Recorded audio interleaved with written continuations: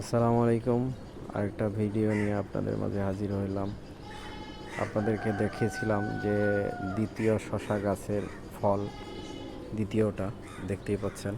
তো আরও ভালো দেখলাম যে এই গাছটাতে আরও ফল গজিয়েছে। তো এই যে আপনারা দেখতেই পাচ্ছেন যে হচ্ছে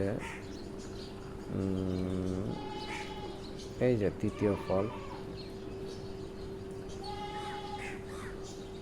ফলটা,